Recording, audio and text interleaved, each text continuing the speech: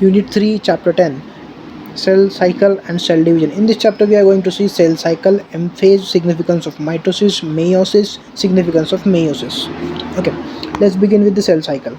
Cell division is a very important process in all living organisms. During the cell division, DNA replication and cell growth also takes place. All these processes, that is cell division, DNA replication and cell growth, hence have to take place in coordinated way to ensure correct division and formation of progeny cells containing intact genomes.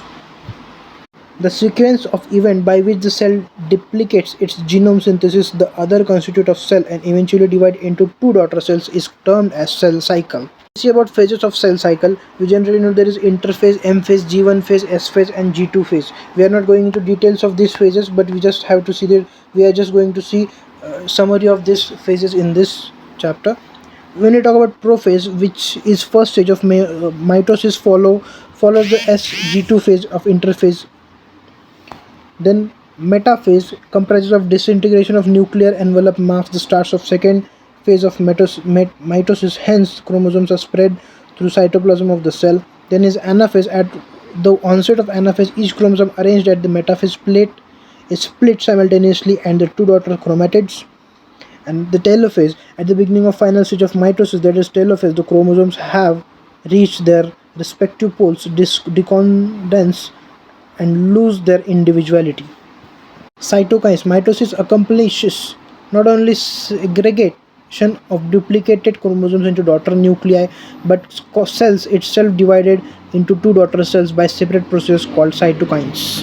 Significance of mitosis 10.3. Mitosis or equational division is usually restricted to a diploid cells only.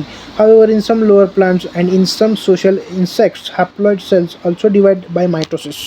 Meiosis, the production of offspring by sexual reproduction, include the fusion of two gametes, each with complete haploid set of chromosomes. Gametes are formed from specialized diploid cells. This specialized kind of cell division that reduces the chromosome number by half results in the production of haploid daughter cells. This kind of division is called meiosis. Meiosis involves two sequential cycles of nuclear and cell division called meiosis 1 and meiosis 2, but only single cell DNA replication takes place. Meiosis 1 is initiated after parental chromosomes have replicated to produce identical sister chromatids into S phase. Meiosis involves pairing of homologous chromosomes and recombination between them. Four haploid cells are formed at the end of meiosis 2. Meiotic events can be arranged under following phases: meiosis 1, prophase, metaphase 1, anaphase 1, telophase 1, meiosis 2, prophase 2, metaphase 2, anaphase 2, telophase 2. Last but not least, we see 10.5 significance of meiosis. Meiosis is the mechanism by which conservation of specific chromosome number of each species is achieved across generation is in sexually reproducing organisms. Even though the process per second paradoxically results in reduction of chromosome number by half, it also increases the genetic variability in the population of organisms from one generation to next. Variation are very important for the process of evolution. Thank you guys.